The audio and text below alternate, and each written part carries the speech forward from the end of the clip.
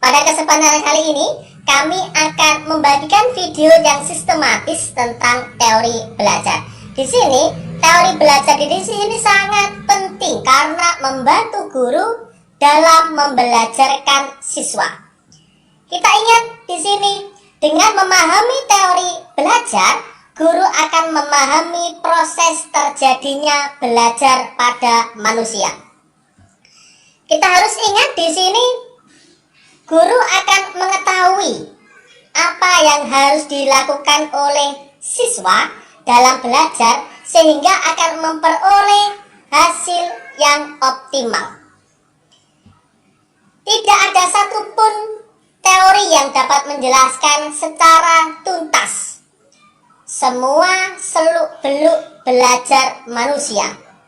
Oleh karena itu, ya, di sini dalam memahami teori belajar di sini, dalam mengaplikasikan teori belajar, hendaknya guru tidak terfokus kepada satu ataupun dua teori belajar tertentu saja, melainkan dalam mengaplikasikan teori belajar, kita harus menyesuaikan kondisi faktual, keberagaman, tingkat perkembangan, sasaran, serta tujuan belajar.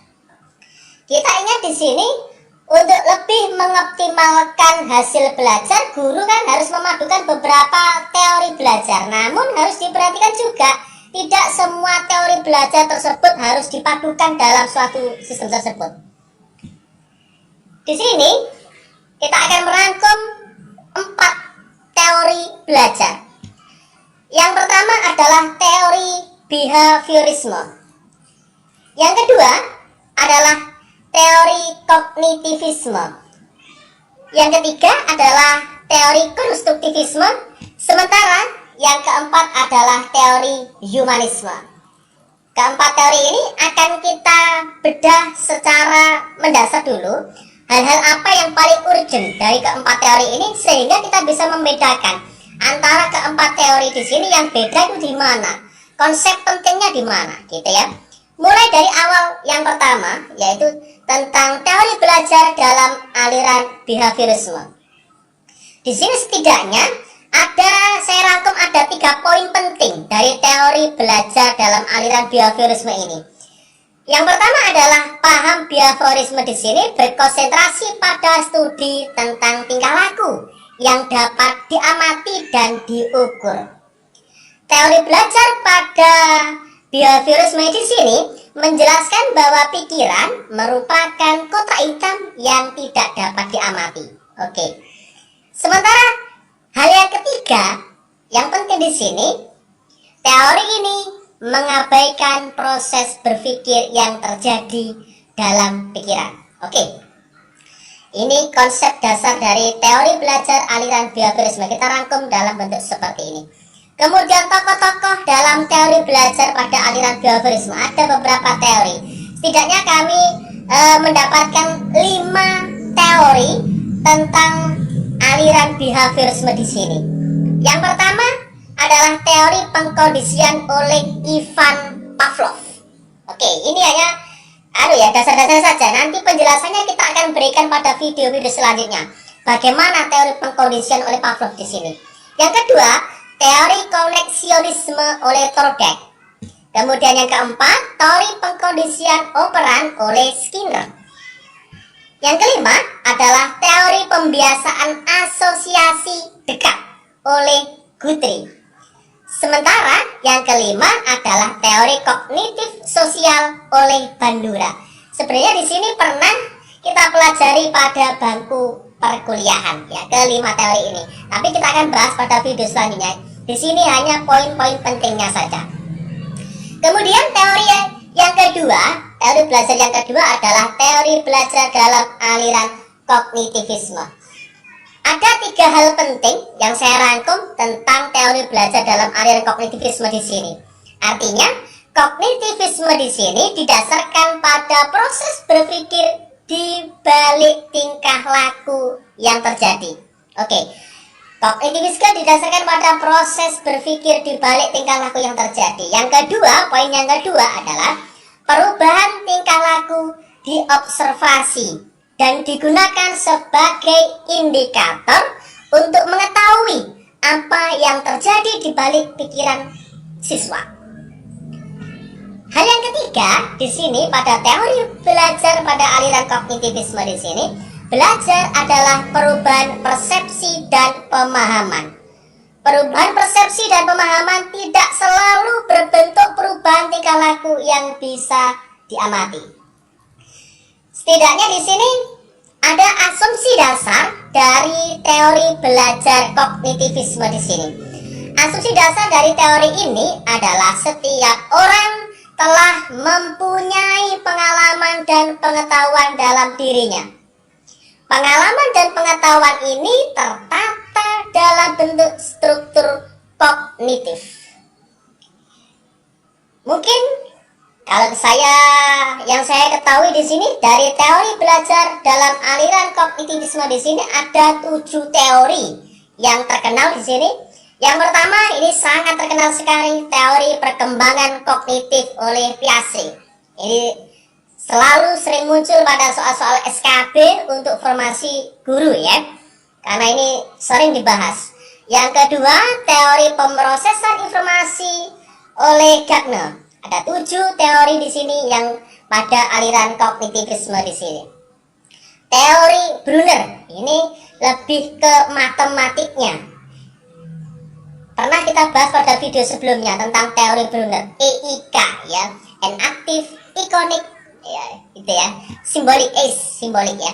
Kemudian keempat, teori bermakna oleh Ausubel. Yang kelima, teorinya Dines. Kemudian yang keenam, teori belajar Van Hille. Kemudian yang ketujuh, teori belajar Brownell dan Van Egen. Ini dari sini mungkin yang sudah tidak asing di telinga kita itu adalah yang A sampai dengan yang D. Piaget, Gardner, Brunner, Ausubel di sini sudah sering pada bangku perkuliahan dibahas ya. Oke, yang ketiga sekarang kita bahas yang ketiga yaitu teori belajar dalam aliran konstruktivisme. Oke, yang pertama tadi untuk mengulas lagi, yang pertama tadi adalah teori behaviorisme. Kemudian yang kedua adalah kognitivisme, dan yang ketiga ini adalah konstruktivisme. Nanti yang keempat adalah humanisme. Teori belajar dalam aliran konstruktivisme di sini konstruktif, membangun ya. Artinya di sini konstruktivisme di sini didasarkan pada pernyataan bahwa kita semua membangun pengetahuan kita sendiri dari lingkungan untuk memperoleh pengalaman dan skema. Dalam proses pembelajaran, siswa yang harus mendapatkan penekanan, siswa yang harus aktif mengembangkan pengetahuan mereka, bukan guru ataupun orang lain. Oke, ada beberapa hal yang perlu diperhatikan dalam pembelajaran konstruktivisme. Ada 4 hal yang perlu guru perhatikan dalam melaksanakan pembelajaran konstruktif. Yang pertama, harus mengutamakan pembelajaran yang bersifat nyata dalam konteks yang relevan. Yang kedua, mengutamakan proses. Proses di sini penting, harus benar-benar bermakna. Yang ketiga, menanamkan pembelajaran dalam konteks pengalaman sosial. Dan yang keempat, pembelajaran dilakukan dalam upaya mengkonstruksi pengalaman. Ada 2 tokoh ya, teori belajar dalam aliran konstruktivisme di sini. Lagi-lagi teori konsep belajar dari konstruktivisme dari Piaget. Kalau di awal tadi pada kognitivisme tadi adalah teori perkembangan kognitif dari Piaget. Kalau di sini adalah teori tentang konstruktivisme oleh Piaget. Kemudian yang kedua adalah konsep belajar konstruktivisme dari Vygotsky. Keduanya ini juga sudah sering kita dengar ya. Selanjutnya kita yang keempat, teori belajar dalam aliran humanisme. Pada teori belajar ini, aliran humanisme memandang bahwa belajar adalah usaha untuk memanusiakan manusia. Proses belajar dianggap berhasil jika pelajar atau siswa memahami lingkungannya dan dirinya sendiri. Teori belajar dalam aliran humanisme ini berusaha memahami perilaku belajar dari sudut pandang pelakunya, bukan dari sudut pandang pengamatnya.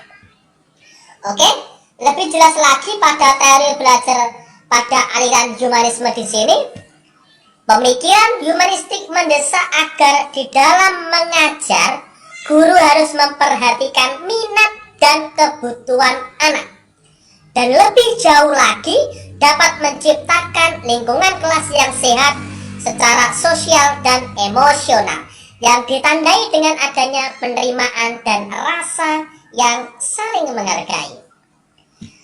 Pada teori belajar dalam aliran humanisme di sini ada 3 teori. Yang pertama adalah teori dari Arthur Combs. Yang kedua adalah teori dari Maslow. Ini juga sudah sering kita dengar, teorinya Maslow. Kemudian yang ketiga adalah teori dari Carl Rogers. Oke. Di sini dari keempat aliran tadi, konstruktivisme, kognitivisme, kemudian humanisme, kemudian ada yang pertama tadi adalah behaviorisme. Keempat di sini akan kita bahas lebih detail itu pada video selanjutnya. Misalnya kita akan terfokus pada behaviorisme saja, seperti apa gitu ya. Untuk video ini kita rangkum secara sekilas hal-hal penting apa yang mendasari dari keempat aliran tersebut gitu ya.